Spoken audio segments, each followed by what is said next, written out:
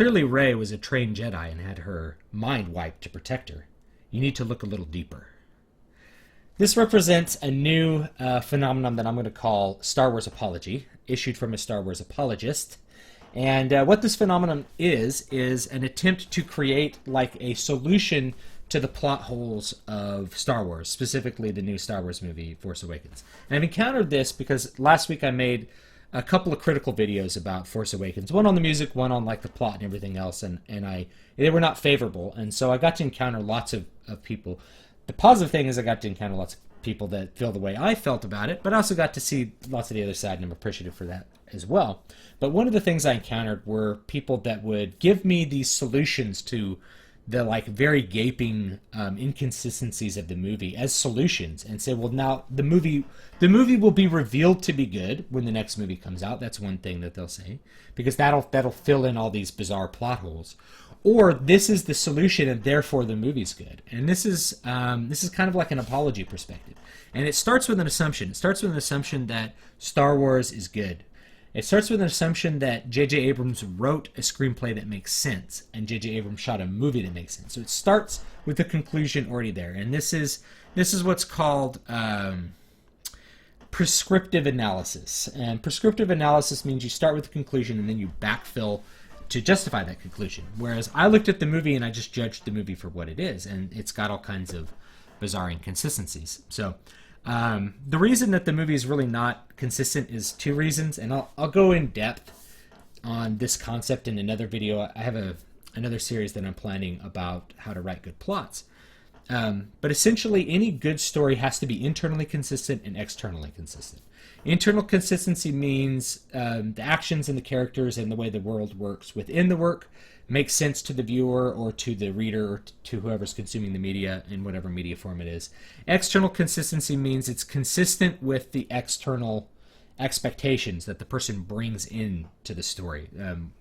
So the experiences outside. So like if you go and watch like a movie about whale hunting, and like they throw a harpoon into the shallows and like out pops a whale, and you happen to be a whale hunter and know that that's not the way whales are hunted, that's going to break any kind of belief that you have in the movie. Star Wars is a special example, and Force Awakens is a special example, in that it's, first of all, it's a fantasy, which means that the external rules don't apply as much, like your everyday life rules. And then internally, it has to establish its own rules. But because it's the seventh in a series, the external part, the stuff that we're bringing in to test consistency, is 6 other Star Wars movies. So the reason that The Force Awakens seems to pull us out, at least if you're a Star Wars fan like me, or you were a Star Wars fan, is because it is not consistent with the previous movies. It's not consistent with sort of the rules of the game that have been established in countless Star Wars stories over the last 40 years, including the movies, but also novels, games, the whole bit. And that main rule, and just as an example, there's other ones they break, but the main one they break is when Rey is able to do all this stuff with the Force without ever having trained it.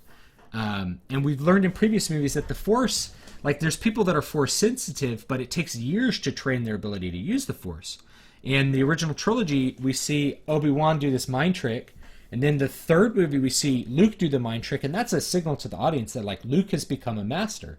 He's gone from being this nothing that couldn't do anything with the Force, like could block like one tiny blaster bolt, to being like an actual Jedi, or very, very close to it. You know, he's achieved something with his power, and that little gesture wouldn't make sense in Return of the Jedi if we hadn't established ahead of time that a master Jedi can do these things. So anyway, but we have more movies than that. We have 6 movies establishing that, you know, Anakin trains from a little kid up to being a much older adult, and is very powerful, but it takes him years of hard work and experience to get there. And Rey gets there with no hard work, no experience. She does a Jedi mind trick right off the bat, and it makes no sense. So that is an external inconsistency, and that takes us out of the story. The internal inconsistencies of the story are mostly like have to do with coincidence. You know, like Han Solo's happens to be near at hand when the Millennium Falcon takes off this junkyard planet. You know, Rey happens to get the droid. all these things are very, very, very much occur as part of like coincidence. And then internally, without the rules that are established in previous movies, you won't even understand what the Force is. So internally, the Force Awakens cannot stand on its own because there's no discussion of the Force. There's people using the Force. There's an assumption the audience knows the Force. Because we don't stop and explain that, that really means that the Force Awakens is reliant on the external part in order for its consistency to work. It's relying on the expectations of the audience, having watched previous movies, to come in and understand what's going on. And then when it violates those rules, that takes us out of it. So anyway, that's my whole spiel about that. Where the Star Wars Apologist comes in is they are looking to bridge the gap. Like, here's the old established rule, and here's what's new, and they're at different planes. And the Star Wars Apologist is like, well, I'm gonna fill in the gap. You know, Rey was trained from birth and had her mind wiped, and that's how she's good at this. You know, this is a plot device from Knights of the Old Republic. Revan has his mind wiped, and then you find out, oh, I can do these things pretty well, like better than other people because I did them before. But it still takes Revan some training. Like, Revan's like the player character. It still takes you like the whole game to actually get good at what you're doing. So that's a big break. But there's all kinds of other ones. And the thing is, I really, really like a lot of the fan. I like a lot of the fan theories. I love the ideas people have about Darth Plagueis.